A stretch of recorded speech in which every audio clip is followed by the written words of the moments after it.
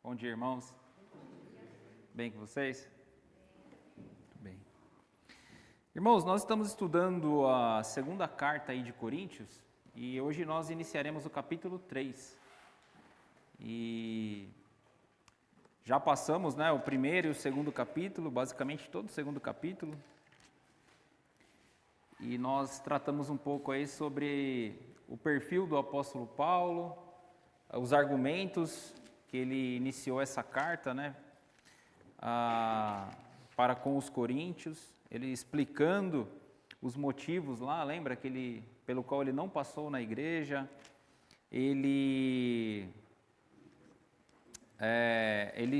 dando argumentos, validando o apostolado dele, validando o ministério dele como apóstolo de Cristo, apesar da influência negativa que os coríntios tinham de outros líderes, de uma outra liderança, de grupos ainda dentro da igreja, atuantes, fortes, controversos e dividindo mesmo a igreja. Deixa eu ajudar a dona Maria Helena aqui. Obrigado, irmã.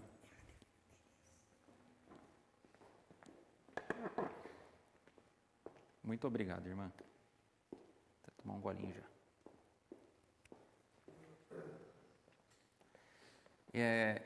Então, esses líderes, às vezes em maioria, ou igualdade ali, judeus, outros grupos religiosos, nós não sabemos de fato as motivações do coração.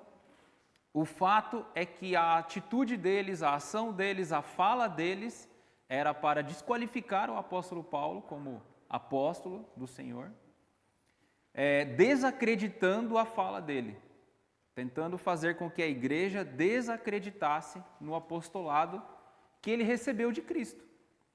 Hoje, talvez você vê na TV, na rádio, na internet, pessoas que da noite para o dia viram apóstolos, Lá no primeiro século não era assim.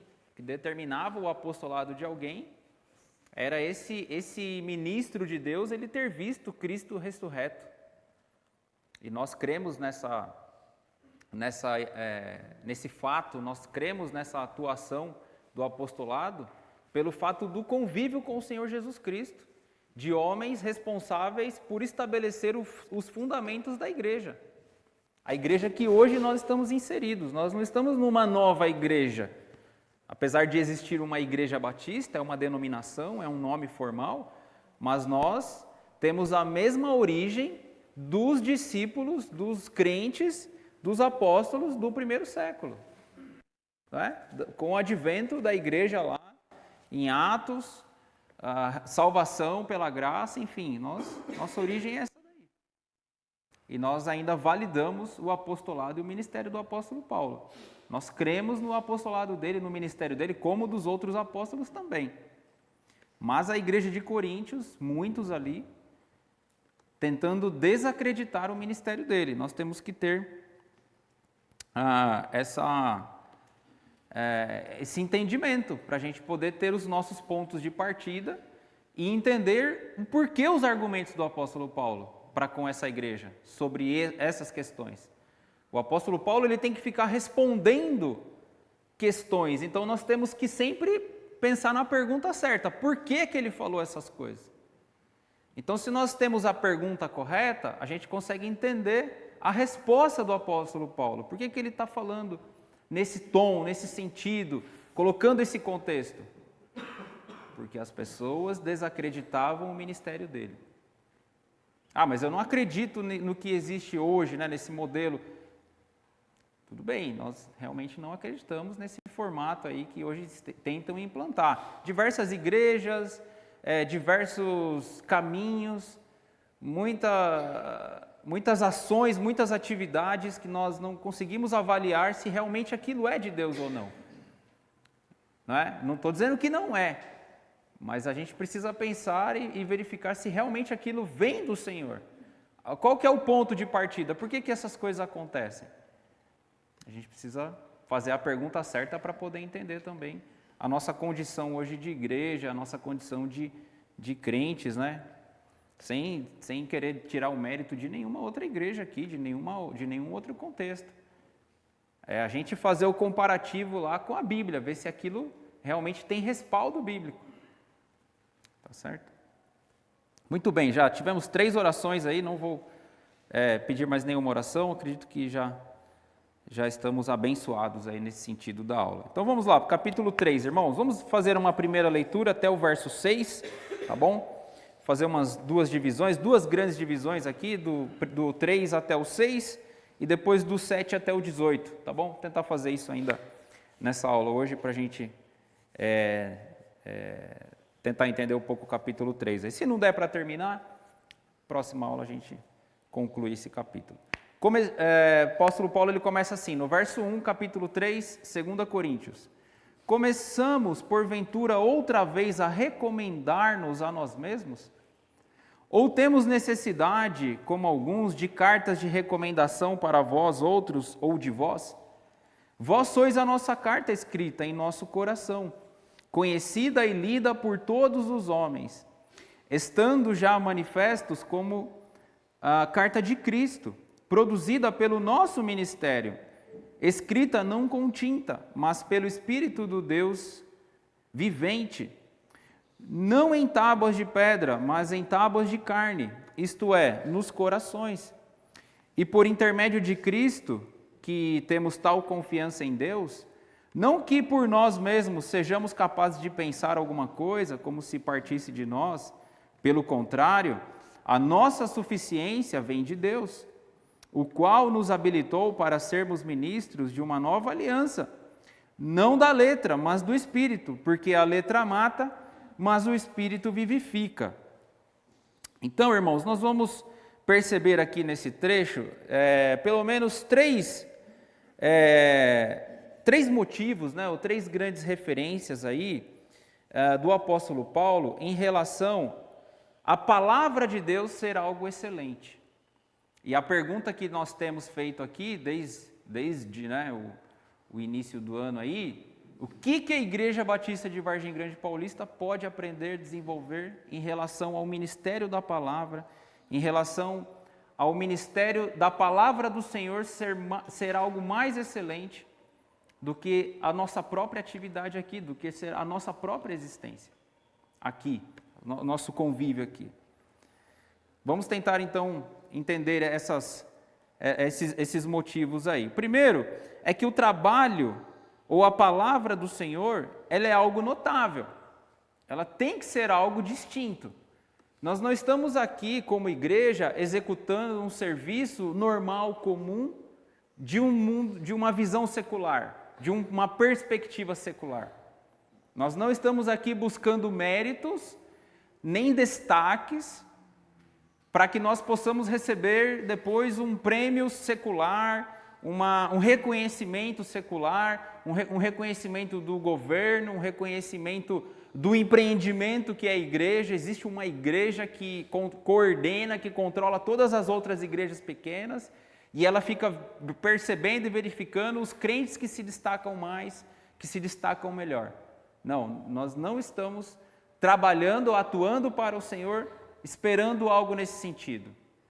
Nós estamos trabalhando para o Senhor, porque essa obra ela já é digna, ela já é perfeita, ela é completa. E o Senhor nos inseriu nesse trabalho.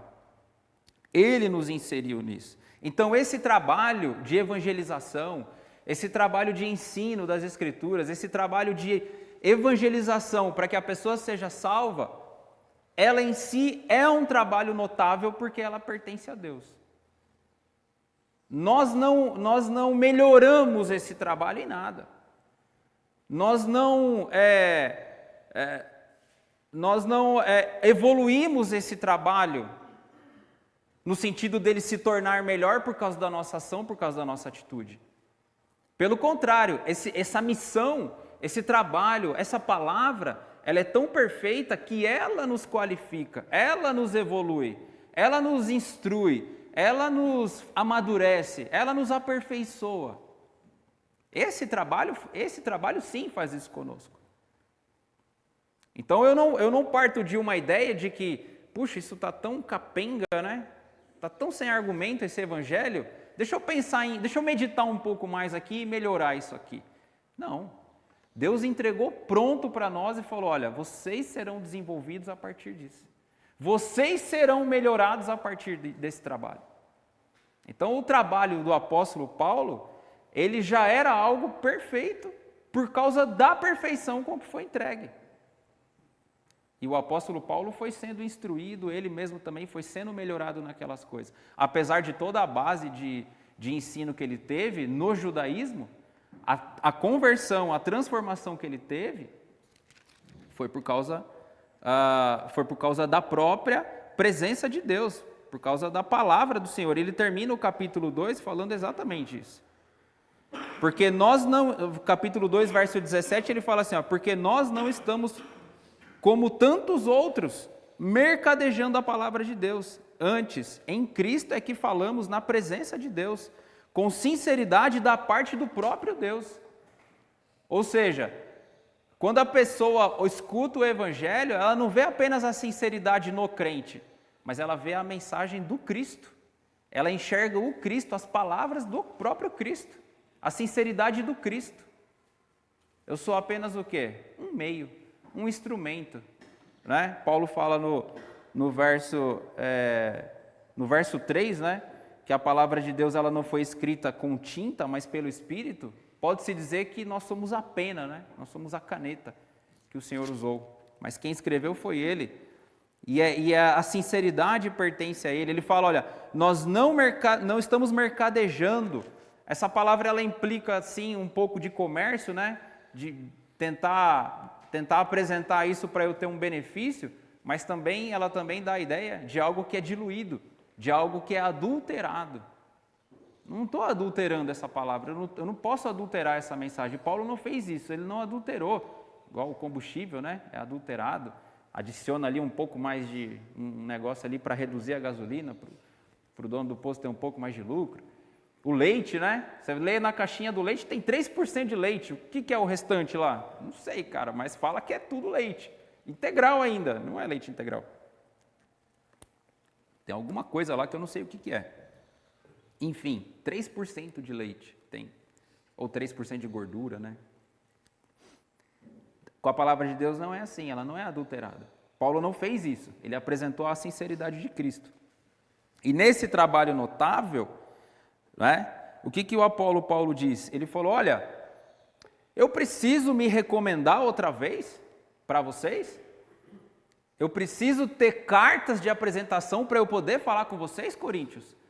E a gente precisa pensar um pouco nisso, pensar um pouco lá na história, como é que funcionava, né, a questão do evangelho. Existiam muitos pregadores itinerantes. O evangelho ele avançou no mundo por causa desses evangelistas, por causa desses pregadores itinerantes. E como que funcionava? Paulo tinha no bolso dele a carta de qual igreja? E qual igreja enviou Paulo para o ministério? Lembram lá no começo do ministério dele? Igreja de Jerusalém. Tudo se iniciou ali. O apóstolo Pedro. Eles tinham a carta no bolso da recomendação lá da igreja de Jerusalém. Mas o apóstolo Paulo ainda precisava apresentar essa carta de recomendação diante de tudo que ele já havia feito, de toda a prova do ministério dele, do apostolado dele. Precisava ainda sacar a carta, estou chegando aqui, mas está aqui a minha carta de recomendação, para que a palavra dele fosse creditada porque alguém já tinha consignado a palavra dele, o ministério dele. Acho que não precisa, né? O Nil, por exemplo, o Nil ainda precisa ficar, né? Irmãos, né, me aceitem aqui como membro, né? Permitam que eu contribua aqui com o culto. Faz sentido? O camarada serve há tantos anos já, ainda faz sentido eu ter que ficar, né? Mesma coisa. O apóstolo Paulo, olha, eu vou ter que me recomendar, ou eu vou ter que pedir recomendação. E normalmente quando o evangelista ia na igreja, ele já ia com uma carta para que as pessoas pudessem falar, não, o que realmente ele tem a dizer é verdade. Ele foi recomendado por uma igreja, é sério, o camarada é sério, não está aqui para apresentar outro evangelho, não está aqui para apresentar uma ideologia, uma idolatria, enfim, tentar enganar alguém. E o apóstolo Paulo não precisava mais fazer isso, ele não precisava, não havia mais essa necessidade, por causa da atuação dele no ministério, por causa do trabalho dele. E o trabalho do apóstolo Paulo era sim algo notável, era algo digno de ser louvado. por causa da atuação, por causa da fidelidade dele, por causa do compromisso dele. E aí ele vai no verso 2, ele fala assim, olha, vocês são a minha carta. Vocês são a minha carta de recomendação. Olha o que vocês eram, Coríntios. Os irmãos lembram aqui o que Coríntios eram no capítulo, no primeiro livro? O que os coríntios eram? Gente, vocês eram idólatras, vocês eram imorais. O convívio de vocês era no meio pagão. Vocês se converteram, mas vocês continuaram com a prática de vocês. Vocês continuavam indo no templo de Diana se prostituir, fazer cultos lá de prostituição. Gente aqui na igreja de Coríntios que se relacionava com a madrasta, o rapaz se relacionava com a madrasta dele e era público e vocês toleravam. E vocês conviviam com a pessoa pacificamente, como se nada tivesse acontecendo. Lembram que vocês eram, Coríntios? O apóstolo Paulo está mais ou menos dizendo, vocês agora foram transformados. Vocês se arrependeram do pecado de vocês. Eu apresentei o arrependimento de Cristo e vocês se arrependeram. Vocês são a nossa carta. A obra de vocês agora, a atitude de vocês agora, revela essa carta de recomendação do trabalho que eu desempenhei aqui na igreja. Ele não está batendo no peito, mas lembra que eu falei? Ele está lembrando, ele está reforçando, ele está tentando ou lembrando a igreja que ela deve dar credibilidade à palavra dele, porque a palavra dele não vem dele. Ele fala no verso 5, olha, para que nós mesmos sejamos capazes de pensar alguma coisa como se partissem de nós. Pelo contrário, a nossa suficiência vem de Deus. Ele não está batendo no peito, ele não está se orgulhando, ele não está sendo arrogante ao ponto de dizer assim, olha, vocês só estão bem agora, vocês só estão no caminho agora da santificação, porque esse trabalho fui eu que elaborei aqui, fui eu que desempenhei aqui muito bem. As ideias foram minhas. Né? As construções do pensamento aqui foram meus. Não partiu nada dele. Ele revela aqui no verso 5 que não partiu dele, mas é um trabalho do próprio Deus, um ministério, uma obra de aperfeiçoamento do Espírito Santo. Através do quê? Da palavra. É o ministério da palavra. E a palavra dele era o fundamento da igreja, a palavra dele era o fundamento. A palavra dele serviria de base para todas as gerações, inclusive nós. Então, nós não podemos mercadejar a palavra, nós não podemos abrir mão do que a palavra é e do que ela ensina, porque Deus não nos permitiu fazer isso. E o apóstolo Paulo, na condição de apóstolo, de fundador de igreja, ele fala no primeiro livro que ele e os apóstolos, eles são o fundamento da igreja. Lógico, nós vivemos práticas baseadas nessas verdades, né? Ele deixou princípios para nós. Uma igreja lá do primeiro século nem se compara com a igreja de hoje, no sentido de atividades, de convívio. É muito diferente. Mas as bases são as mesmas. A verdade é a mesma, nós não vamos mudar a verdade. Ele fala, vocês são a carta escrita em nosso coração, vós sois a carta escrita em nosso coração, conhecida e lida por todos os homens. Alguém daquela cidade de Coríntios poderia ver um coríntio crente e falar, poxa vida, eu vejo um conteúdo escrito aí. Tem alguma coisa escrita aí que é notável, que é diferente. Então um incrédulo poderia ver um crente coríntio e falar, cara, você tem algum conteúdo bom. Você tem um conteúdo bom.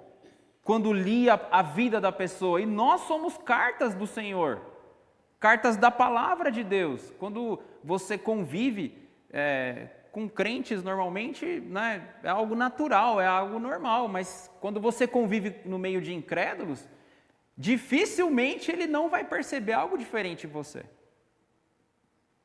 Dificilmente ele vai tirar as conclusões, ele vai perceber as suas atitudes, a sua fala, e alguma coisa vai ser revelada para ele. Qual é o conteúdo que você revela?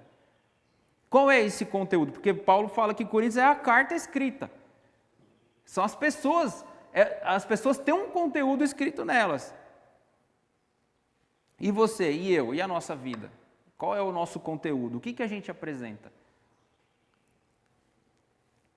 E ele fala, estando já manifestos como carta de Cristo, as pessoas, produzida pelo nosso ministério, escrita não com tinta, mas pelo Espírito do Deus vivente, não em tábuas de pedra, mas em tábuas de carne, isso é, nos corações, por intermédio de Cristo.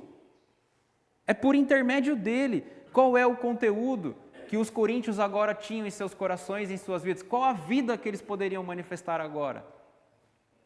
Uma vida diferente, de um trabalho notável, de um trabalho diferente. Era muito distinto, assim, era uma coisa muito absurdamente diferente. Era algo notável, era algo perceptível. Por quê? Porque o próprio Cristo escreveu, deixou as marcas dele ali, deixou a impressão dele ali, na vida daquele novo convertido, daquele salvo, daquele crente. E aí, esse novo crente, ele expressa esse conteúdo do próprio Senhor, por causa do Deus vivente, por intermédio de Cristo. E ele faz aqui uma alusão, que a gente vai dizer mais para frente, né? Está mais relacionado ali com o verso 6. Ele fala, não em tábuas de pedra. Para lembrar que antigamente o judeu ele andava com o quê? Lembra? Já viu filmes, talvez, né? Ou a própria, em aulas, né? O sacerdote lá, o sacerdote, né? Os levitas carregando as tábuas, carregando as leis no braço, fazendo o cortejo, fazendo a procissão lá, indo para Jerusalém, levando a lei nos braços. Eles andam com aqueles, eu esqueci o nome, como é que chama? Não é tifil, não vou lembrar, uns rolos grandes assim, né? Você vê em filme, já viu? Os judeus. Não é pergaminho, é outro nome. É um objeto grande, arredondado ali, eles vão puxando ali, está tudo escrito ali. Né? Eles andam com aquilo na mão. E eles andavam com a lei na mão, debaixo do braço. Hoje o crente anda com a Bíblia, né, debaixo do braço. Agora está no smartphone, está no iPhone aí. Mas anda também, anda com a palavra na mão. Mas ele fala, não está escrita na mão, não é um papel. É a palavra do coração. E a Bíblia fala que a boca fala do que o coração está cheio. Mas é a palavra no coração. Por intermédio de Cristo, que temos tal confiança em Deus, não que por nós mesmos sejamos capazes de pensar alguma coisa, como se partisse de nós. Ou seja, pelo contrário, a nossa suficiência vem de Deus. Esse trabalho, como eu falei no início, é algo normal assim, corriqueiro, você aprende aquilo e desenvolve aquilo e segue para a sua vida, depois você se aposenta?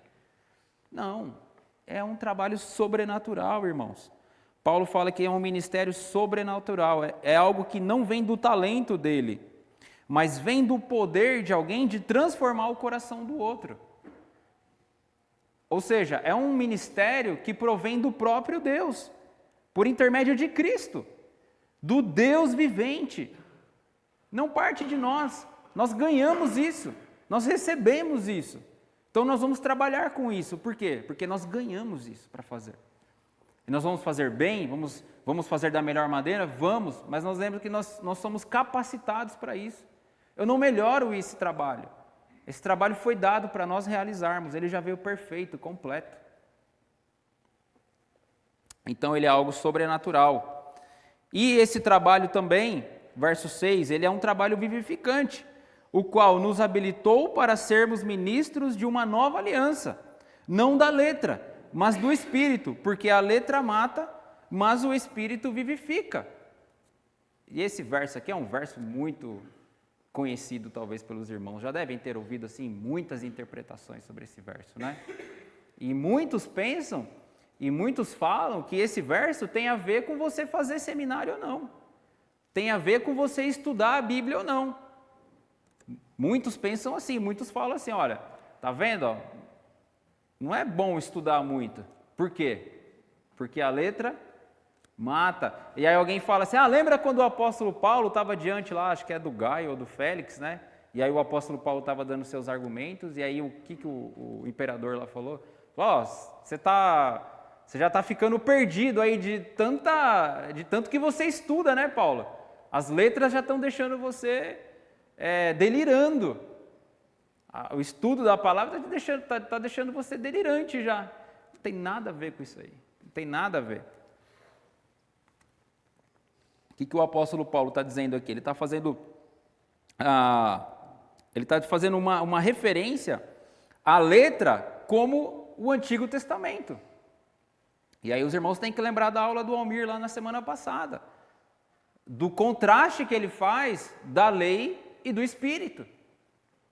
A lei, ela não tinha condição de nos salvar, ela não resolvia a nossa condição espiritual de nenhuma forma. Mas o que o apóstolo Paulo vem nos ensinar? Ele vem nos ensinar agora de uma nova aliança. Ou seja, se tem uma nova aliança, é porque tinha uma velha aliança. Então não tem nada a ver com impedir de você ser estudioso ou não da palavra, não tem nada a ver com isso daí. Apesar que a Bíblia fala para nós conhecermos o Senhor, nós temos que conhecê-lo, nós temos que saber das ações dele, das falas dele, da palavra dele, isso é dever nosso, nós temos que conhecer, nós queremos servi-lo, nós estamos servindo, nós temos que conhecer, saber o que ele pensa, o que ele fala, o que ele quer de nós. Então nós precisamos conhecer sim. Agora você é o melhor interpretador da Bíblia? Aí é diferente. São coisas distintas, mas nós temos a obrigação de conhecer. Saber explicar, saber interpretar, isso nem é requerido, né? Você vê que a Bíblia fala para a gente conhecer o Senhor. A própria Bíblia fala para a gente conhecer Cristo. Conhecer Cristo, saber o que Ele falou. Eu não sei interpretar o que Ele falou. Repete o que Ele falou. Repete. Ele fala para conhecer. E a letra aqui é fazendo essa referência ao Antigo Testamento, que o obedecer lá, o ser obediente, não resolve o meu problema espiritual para a eternidade. Não resolve a minha situação de quando eu morrer. Não me dá esperança de vida eterna. A lei nunca fez isso. Pelo contrário, a lei deixou bem claro que se alguém pecasse num só ponto, o que aconteceria com essa pessoa? Seria réu do juízo da lei. Ou seja, réu cumpre a pena, réu paga a pena. A lei, os irmãos têm que lembrar da aula do Almir lá na semana passada. A lei, o que ela fez conosco? Quando ela morreu, ela nos deixou viúvos. Não é? Quem que era o marido, Almir? A lei era o marido. E aí Jesus falou que a lei morreu. Deixou como a gente? Sem marido. Não é? Não ficamos sem marido agora? Tem que lembrar da aula do Almir. A aula do Almir na semana passada não fazia, os irmãos aí da classe de batismo não estavam, né? Casou certinho aqui a matéria. Casou certinho, o apóstolo Paulo faz uma alusão ao casamento, dizendo que agora a lei morreu. Tá, mas e aí, como que eu fico agora? Aí vem Cristo e nos vivifica, e casa conosco. Não, né? Não casou ainda, né, Pedro? Nós somos a noiva ainda dele, né? Ainda não casou, calma. Aqui não é aula de Apocalipse ainda, né? Não estamos falando de futuro. Mas ele resolveu. E aí, é aí que está a diferença, porque a letra mata, mas o Espírito vivifica. É isso que significa. Não é que saber mais da Bíblia vai te matar, e por isso eu não estudo. Então eu não estudo, o que eu faço? Eu faço o que esses homens faziam aqui com o apóstolo Paulo, ou com a igreja de Coríntios. Fica inventando um monte de regra, fica inventando um monte de lei, fica inventando um monte de situações que agora eu tenho que viver para me fazer mais santo, porque eu, de alguma maneira, já que o Espírito não é suficiente, o crer em Cristo não é suficiente, eu tenho que criar um monte de regrinha, né? A mulher tem que vir de saia, a mulher não pode usar calça, o homem tem que sempre vir com o terno, não pode usar uma camisa esporte, não pode vir de tênis, né? Não pode, fica falando, aqui não tem nada a ver com regra de culto também, de convívio no culto, de convívio na igreja, não tem nada a ver. Porque a lei cria essas coisas, o coração do homem mau cria essas coisas. A água, né? A dona Maria Helena lá fora, o que ela fez com a água antes de colocar aqui? Ela, Senhor, que o Veiga deu uma boa aula, e ela, na hora que o Veiga beber essa água, né, irmã? A irmã orou lá, o copinho na mão, colocou ali no púlpito ali, como é que a gente faz, Ana Damiana, quando está ouvindo os pregadores lá da internet? Põe a água aonde? Olha, os irmãos já fizeram, olha, tem crente, essa coisa de crente, né? Agora a água aqui, ó, a irmã orou pela água lá. A gente fica criando essas coisas, a água benzida, a água ungida, a rosa lá, a rosa que abençoa o casamento. Né? Os irmãos vão lá na igreja que pega aquela rosa que custa 100 mil reais aquela rosa, mas o meu casamento vai ser para sempre com essa rosa aqui. E eu vou colocar essa rosa aqui e ela vai ficar aqui no meu casamento e enquanto essa rosa durar, vai durar meu casamento. Meu Deus.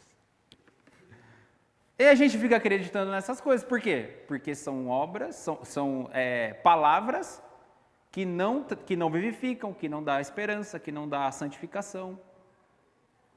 Então, resolvido a questão aqui da letra mata, você vai estudar a Bíblia? Até para me pegar aqui, né, quando eu estiver errado, quando eu não estudar muito bem. Ó, você não estudou bem aquele texto lá, mas, esse texto fala assim, ó. Para você saber, para você não ser enganado. Né? Uma hora você vai ter um problema comigo aqui, você vai falar, não vou mais naquela igreja, o Veiga me maltratou, eu vou agora em outra igreja. Aí lá você vai ser enganado. Lá o dízimo é 50% do seu salário. Aí você vai... E aí você vai ficar chateado comigo, ao invés de resolver o problema comigo, vai procurar outra igreja e vai entrar numa situação complicada. Porque dificilmente você vai encontrar uma igreja hoje que prega a palavra. Que prega a palavra com verdade, com fidelidade, que é o principal, com honestidade de ser fiel ao texto, de não inventar nada. De não inventar nada. Eu tenho familiar, agora vai para a internet, né? Eu tenho familiares que são de outras igrejas, eu vejo o sacrifício que é. Eu percebo, eu sei como que é. Coisa pesada. Só que para eles está tudo certo. Porque eles estão no caminho da salvação. Eu falo para eles, olha, eu já ganhei minha salvação. Eu já estou salvo. Se você ainda está em busca da sua salvação, então sua vida está aí. E aquilo é motivativo para ele. Aquilo é que gera motivação. Porque se ele está em busca da salvação, eu tenho que fazer então. Então eu vou ter que correr atrás. Então vai. Mas eu falo, olha, salvação pela graça, por meio da fé, isso não vem de vós, é dom de Deus. Não por obras, para que ninguém se glorie. O Espírito vivifica, irmãos. O Espírito. Eu não estou dizendo o contrário, hein? Por favor, não misture as coisas. Então não preciso ir para a igreja, né? Hoje tem ensaio do coral, Felipe, já não vou ficar no ensaio do coral, porque você está me exigindo que eu fique aqui. Não está exigindo nada, agora é gratidão. É por amor, é por alegria, por estar com os irmãos, com os salvos. Tá bom? Irmãos, então o que a igreja de Vargem Grande aqui ela tem que pensar? Ela tem que pensar que o trabalho de Deus ele é algo notável por si só. Nós entramos nesse barco, né? Nós estamos nesse ônibus aí funcionando perfeitamente. O exemplo do ônibus é bom, né? Nós estamos dentro do ônibus, irmãos, aqui. O pastor é o motorista, a Júlia é o cobrador, né? O tesoureiro é o cobrador, e a gente está nesse grande ônibus aí. Ai, coitada da Júlia. Brincadeira, Júlia. É um trabalho sobrenatural, irmãos. O apóstolo Paulo ele deixou bem claro, olha, não partiu de mim, não partiu de nós, partiu do próprio Deus. E ele é um trabalho vivificante. Por quê? Porque o Espírito vivifica. Então, essa nova lei, ela dá vida, irmão, a nós. Ela nos dá vida. Não são apenas mudanças de hábitos, mas sim de uma nova vida. Nós somos revivificados por Deus. Alguém tem alguma dúvida? Alguma dúvida? Alguma certeza? Algum comentário? Tem que abrir aí, né, irmãos? Fala, Dudu. Dá para perceber aqui que o apóstolo Paulo está meio que apelando, aqui está meio tentando relembrar e reforçar para o pessoal da igreja aqui que ele era apóstolo, né? Ele estava meio que apelando, dá para perceber que ele está meio que apelando, ó, se atente às minhas palavras, tal, assim, né? Eu não preciso ter carta de recomendação, igual os mestres que... Tem os falsos profetas. Eu não sei se a Bíblia está falando desses mestres aqui, por carta de recomendação, se eram falsos profetas, né? Não sei dizer se esses mestres eram falsos profetas.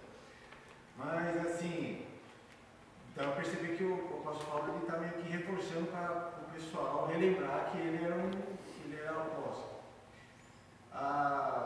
O crente contemporâneo de hoje, assim, a gente vê que o que mais tem é falsos mestres, falsos profetas, que fogem do evangelho, né?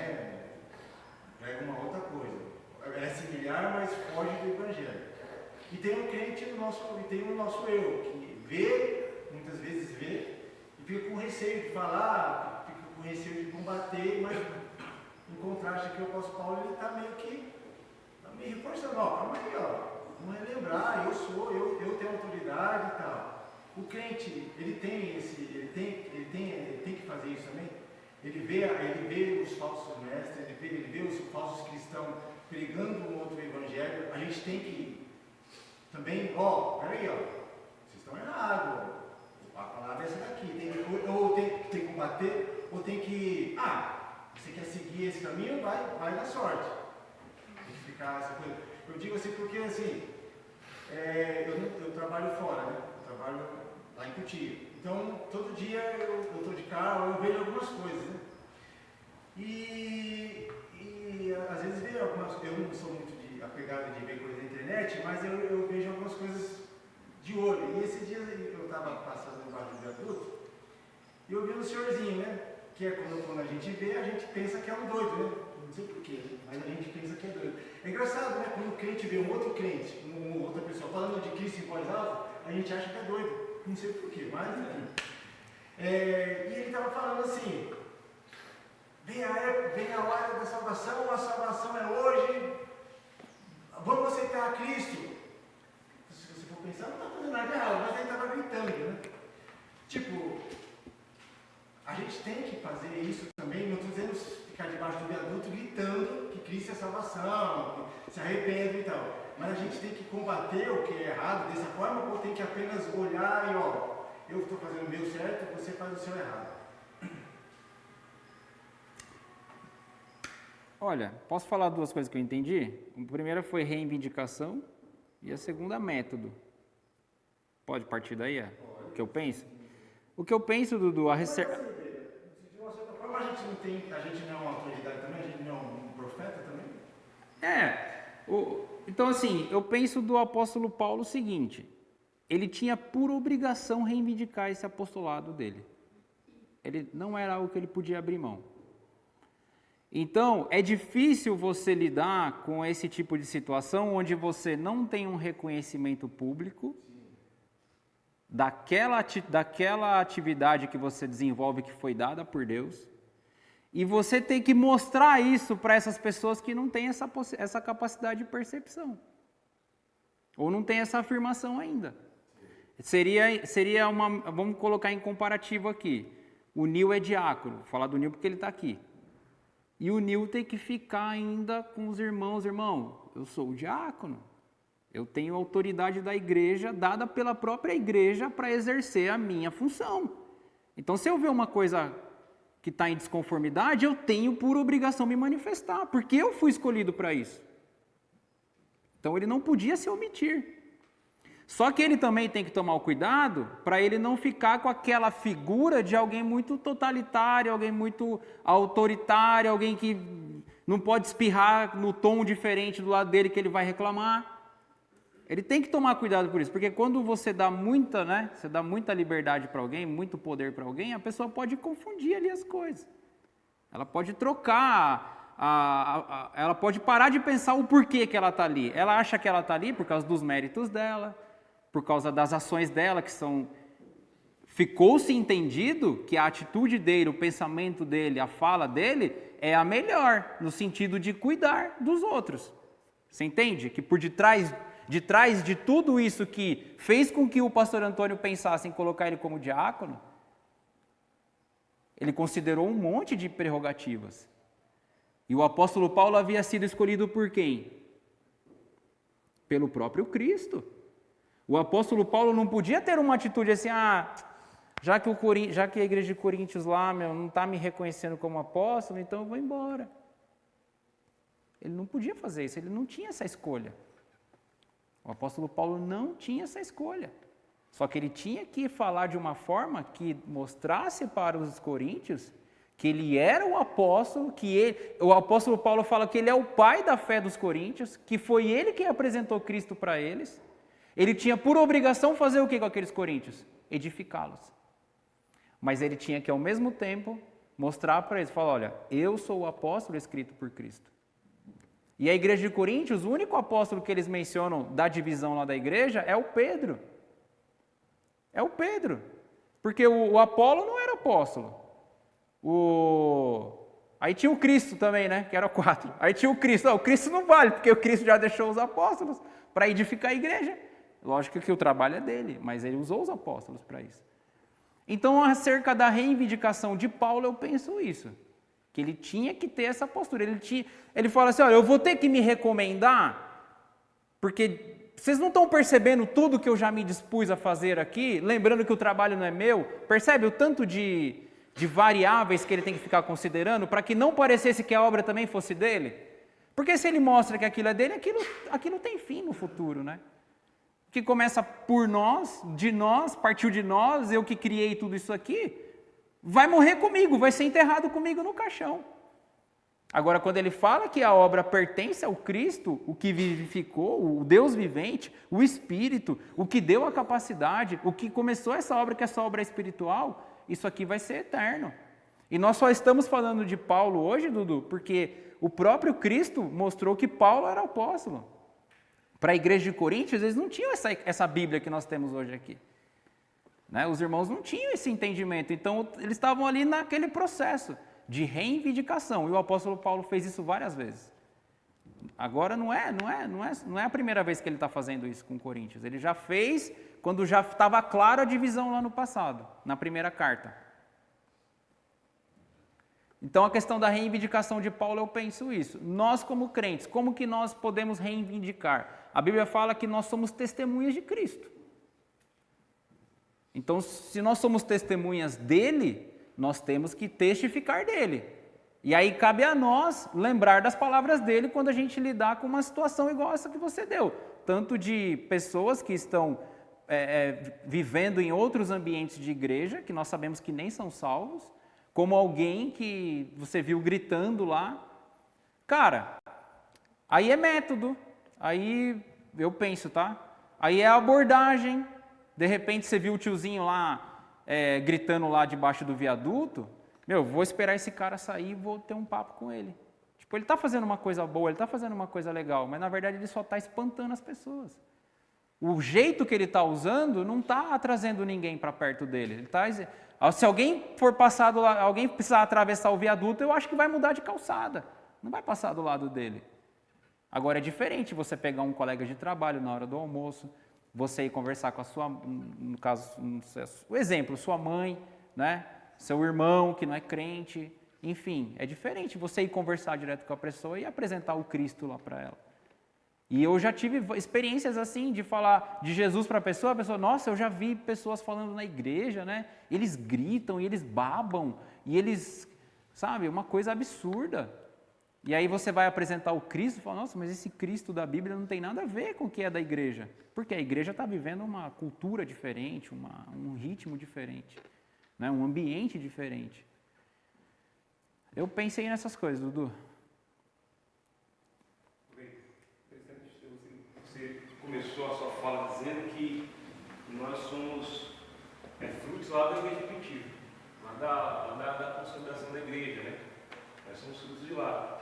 A gente tem que entender que a igreja de Cristo, assim como Cristo, ela é eterna, ela é atemporal. Exato. Então você chega aqui no fundo do método, né? E pensando em outras coisas que a gente pode ver dentro da igreja, não, mas a gente não tem que andar igual a igreja primitiva, porque lá não era assim. Pô, peraí, por que não era assim? Eles não tinham microfone, né? Não tinha energia elétrica. Exato. Né? Aí tudo bem. Então a gente não pode ter microfone lá porque não tinha energia elétrica. Não tinha nem culto, né? Não tinha nem culto. Não tinha culto. Não tinha salão. Não tinha salão. Agora, as práticas de conduta são as mesmas e têm que ser preservadas até quando Cristo voltar. Até a volta de Cristo. Eu tenho que voltar. Quando Paulo ele declara a autoridade dele, com certeza aquela igreja sofria de algum desprezo de liderança. Senão ele não precisava ter chegado lá e dado a carteirada. E a gente vê isso na igreja hoje também. Um desprezo de liderança. E quando a gente despreza a liderança, para chegar na liderança de Cristo é pouco. Eu desprezo aqui o meu pastor, desprezar a pessoa de Cristo é um pouco. Né? E aí vem as reivindicações. E aí vem o posicionamento. Né? Talvez quando a gente enxergue algo assim, a gente tem que se posicionar. Peraí, quem que é a liderança? Quem? A gente está debaixo da tutela de quem? Né? Isso a gente pode fazer como igreja. Não é porque Paulo fez isso lá e a igreja mudou e agora a gente... Não, continua a mesma coisa. Continua a mesma coisa. A gente trabalha fora, quando trabalha fora, você vê algo acontecendo, alguém falando da igreja de uma forma que está errada. Mas a gente tem que viver uma nova era, a igreja lá antiquada, passada. Peraí, minha reivindicação. Não. Eu, como salvo do Senhor, estou dizendo que é assim. Por quê? Porque a Bíblia me dá parâmetro para isso. É usar o poder que Deus deu, com a graça dele para o salvo. Então, dentro da própria igreja, a gente sofre de uma postura de que a gente tem que ser moderno, a gente tem que ser não sei o quê, a gente está em outra época, eu vim de outro lugar, lá na minha igreja era assim, por que aqui é assim? Peraí, a gente está discutindo coisa que não tem fundamento nenhum. Qual que é o fundamento? Qual que é a base? Qual que é a essência? Aquilo que Cristo deixou. O Evangelho ele não precisa de aditivo nenhum para a continuação do Evangelho. E a gente tem que ser atento a ele para deixar as práticas que não são fundamentais invadir a nossa vida como se fosse fundamentalizada pela palavra de Deus. E aí sim entra a parte da reivindicação. Poxa, você não acha que a essência, a forma aqui está tomando lugar da essência? Se isso acontecer, nós como igreja de Vargem Grande tem que falar, mano, está errado, a sua forma está tomando lugar da essência. Eu não quero aqui mais a igreja de Vargem Grande, porque o violão ali é o Yamaha, eu queria outra marca. Caio. Eu queria um outro violão. Nossa, o violão que Chitãozinho toca no show. Mas peraí, essa é a essência? Essa é a essência?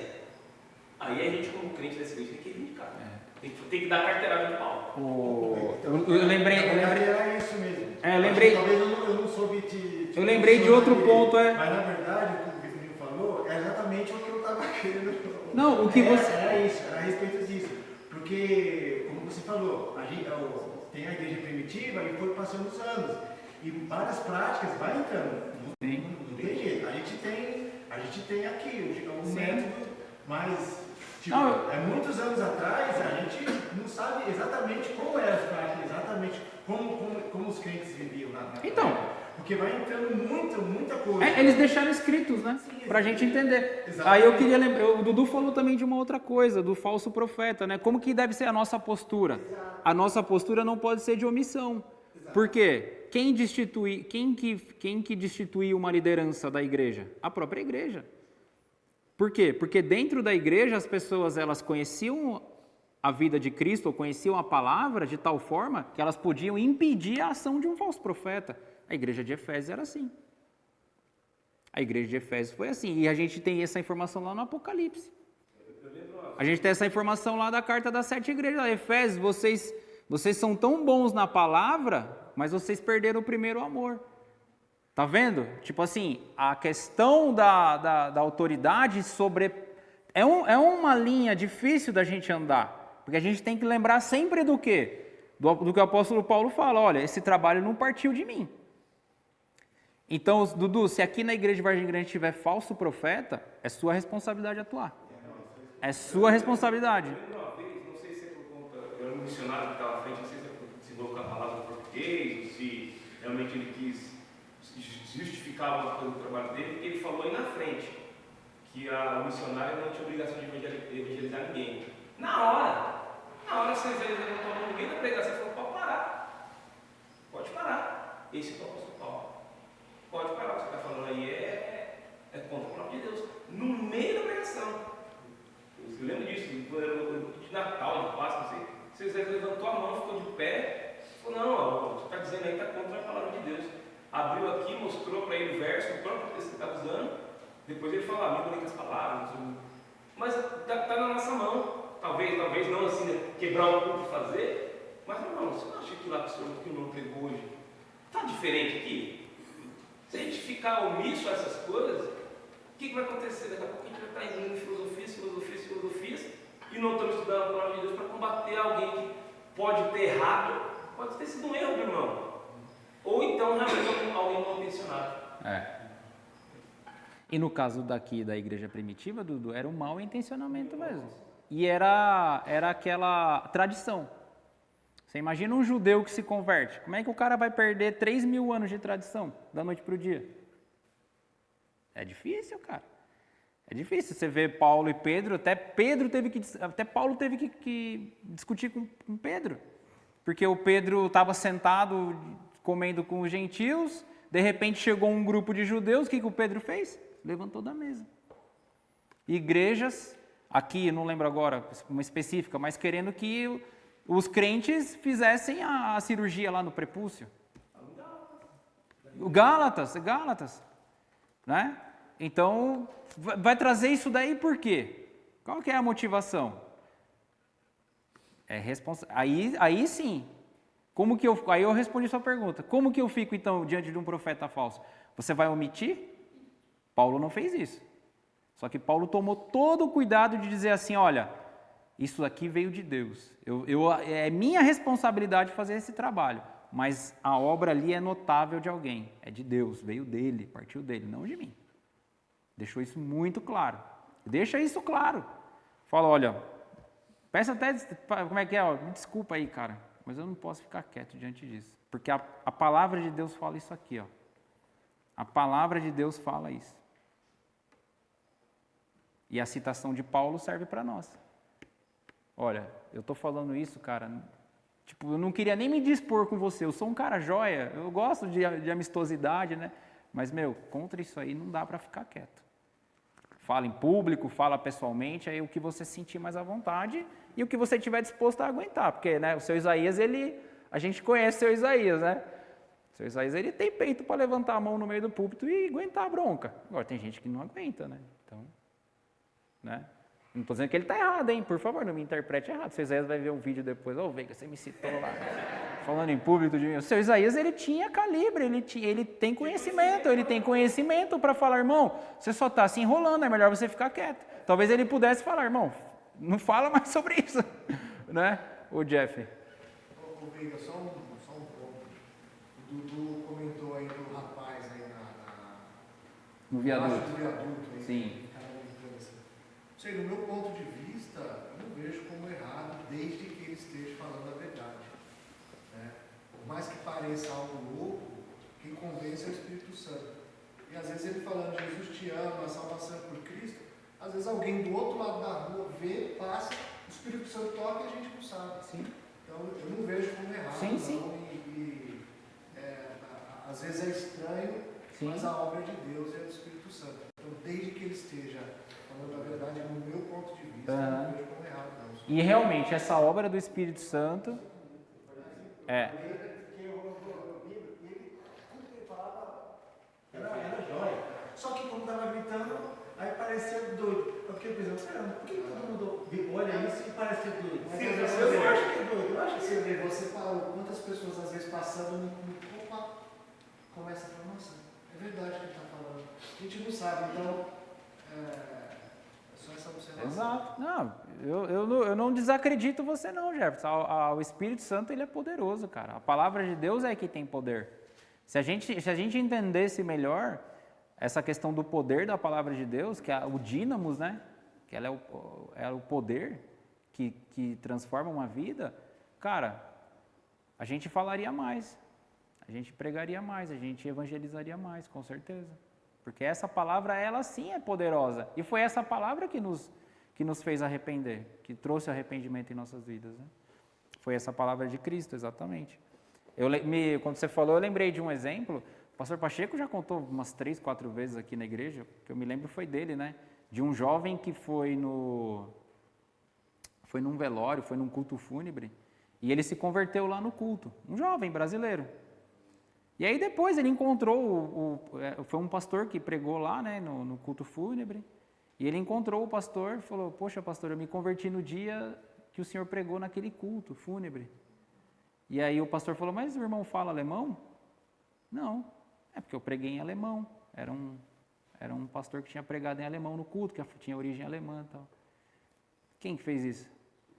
Obra do Espírito Santo, cara.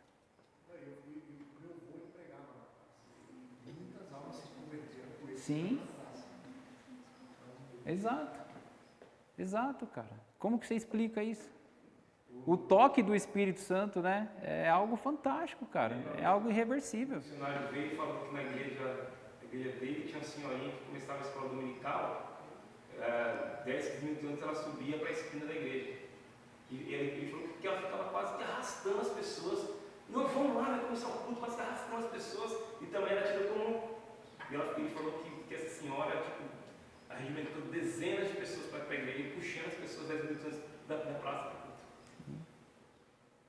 Cara, assim, é algo absurdo, assim, é algo muito maravilhoso a obra do Espírito Santo na vida das pessoas. E não importa quem vai realizar, quem vai fazer.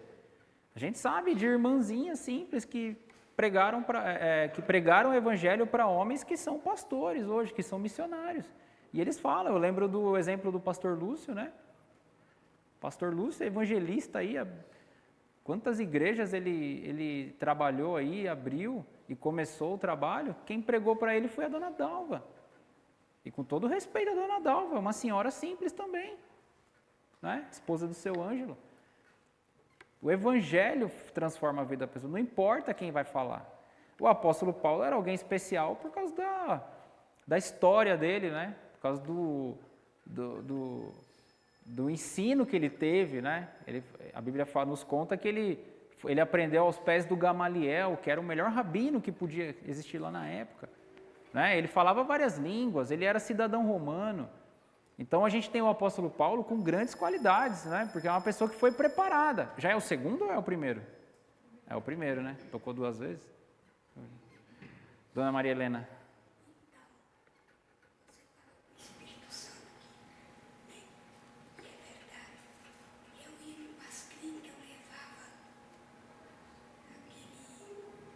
O boletim da igreja. Ah, tá, o livretinho. Eu evangelizei uma senhora, 2 senhoras. E fiquei muito tempo falando de Jesus, apresentei João 14, versículo 6. E eu dei o folheto para ela.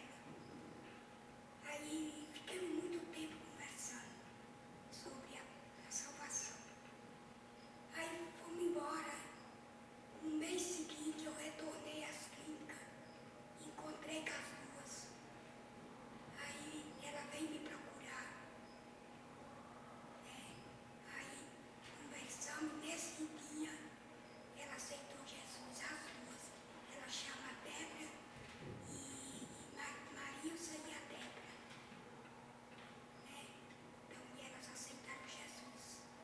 Pelo poder de quem? E o Espírito Santo. Espírito Santo, da palavra. E realmente faz isso. Né? Realmente faz. Eu me lembro em 2001, quando eu estava sentado mais ou menos aqui, ó, nesse trecho aqui na Mocidade, no sábado, alguém me apresentou o evangelho e eu me converti. Naquele dia. Eu já tinha vindo numa quarta-feira, num culto de quarta, voltei no sábado, me apresentaram o evangelho e eu me converti naquele dia. É algo impressionante, eu não queria. Eu lembro que minha mãe ficou 6 meses me chamando. 6 meses ela me chamando para vir para a igreja, até que eu peguei férias, já trabalhava, peguei férias no trabalho. Ela falou, agora você está de férias, dá para ir, né? Não tinha desculpa. Aí vim uma quarta-feira, falei, puxa, que interessante. Voltei no sábado, me convidaram para vir na programação de jovens, não conhecia ninguém. Voltei. Aliás, conheci o Alessandro na época, ele era conhecido na cidade aí, dava aula. A esposa dele também. Mas nunca tive amizade assim, nada, só conhecia. E ele que me apresentou o evangelho. É a obra do Espírito Santo. Alguém vê hoje, né? Ah, esse cara não sai da igreja, o cara não... Não imagina em profundidade a transformação que ocorreu. Nem pensa, nem imagina. Só acha que a gente está aqui, né? Agora, debaixo da saia de alguém, debaixo das barbas aí de algum pastor que está tentando ludibriar a gente. As pessoas pensam desse jeito, não imaginam a transformação que ocorre, né? De fato, na vida. Essa é a obra do Espírito Santo. Não vai dar para se continuar, tá bom? Daqui a pouco vai bater o segundo sinal aí. E aí, a próxima aula eu vou do verso 7 até o verso 18. E olha só como começa o verso 7, né? E se o ministério da morte, gravado com letras em pedras, olha aí, irmãos, o ministério da morte, se revestiu de glória a ponto de os filhos de Israel não poderem fitar a face de Moisés por causa da glória do seu rosto, ainda que desvanecente, como não será de maior glória o ministério do Espírito? E aí a gente vai falar sobre isso, né? O ministério da antiga aliança, ele tinha a sua glória, ele tinha o seu brilho, ele é algo que veio de Deus. Eu não posso dizer que é algo de Satanás, o Antigo Testamento, as leis. Não, o próprio Deus quem estabeleceu. E teve a sua glória, teve o seu brilho, teve o seu impacto. Na vida de Moisés, por exemplo, que brilhava o rosto dele. Mas aí a gente vai fazer essa contradição, né? Esse contraste. Agora, com uma glória maior, que é o ministério de quem? Do Espírito Santo. Essa glória agora ela não se perde, ela não perece, como a glória que desvaneceu no passado. E muitas pessoas ainda vivendo, né? Emortecendo no ministério da morte. Se amortecendo. Nem sei se existe essa palavra, né? Não existe essa palavra? Existe essa palavra, Stephanie? Já ouviu? Amortecendo? Não. Vivendo igual o Walking Dead lá, né? Tipo, bateu o segundo sino, agora eu vou fechar aqui. Irmãos, obrigado, Deus os abençoe e até a próxima.